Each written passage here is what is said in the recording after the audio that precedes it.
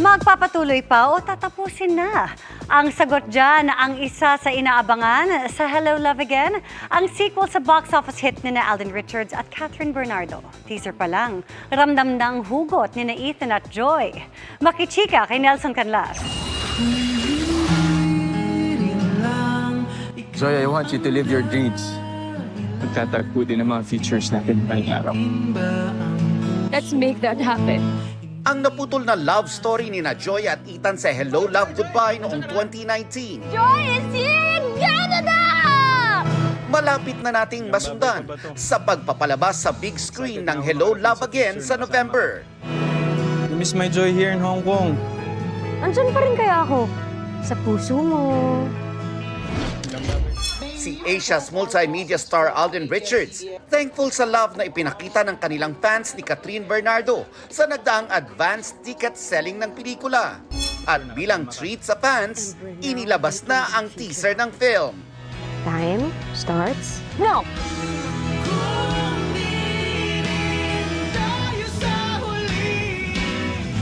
Ilang eksena pa lang, ramdam na ang bigat at lungkot sa mga karakter. One hot Americano, tall. One hot Americano for Joy. For Marie, Joy is gone.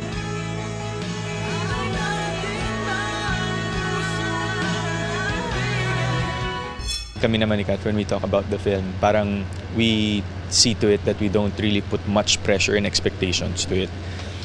We will just let the audience decide. We know we have a good film. We know we have a great film. Itong parating naming pelikulang Hello, Love Again, yung excitement, gusto natin na ma-excite sila dito sa pelikula namin ni Kath as much as we are. Bukod sa Hello, Love Again, busy rin si Alden sa Pulang Araw. Mamayang gabi, makakatakas na ang kanyang karakter na si Eduardo sa torture chamber ng mga Hapon. Pero hindi pa raw dito nagtatapos ang kanyang kalbaryo. Ito na talaga yung hardships ng lahat ng characters namin, all towards the greater war. Kasi meron pa talagang mas malaking labanan na magaganap sa pagitan ng mga Hapones, Amerikano at Pilipino. So, ito yung slow na mga patikim namin para sa audience. Aminado si Alden na malaking pahirap na i-shoot ang mga eksena niya ngayon, partikular na ang torture scenes. Oras daw ang binibilang na nasa loob siya ng isang mainit at maruming karsel. Sumisigaw. Naiinitan. Bakit mo ginagawa ito sa amin? Dagdag pa ang emosyon na ibinibigay niya sa eksena. At ang way ni Alden to distress. Mabigat talaga.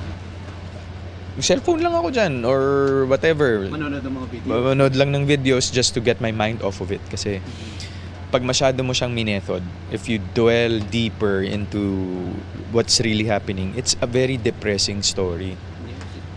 Especially on Eduardo's part. Medyo hindi, I am really amazed on how resilient Eduardo is when it comes to these kinds of moments in his life. Nelson Canlas updated sa Showbiz Happenings.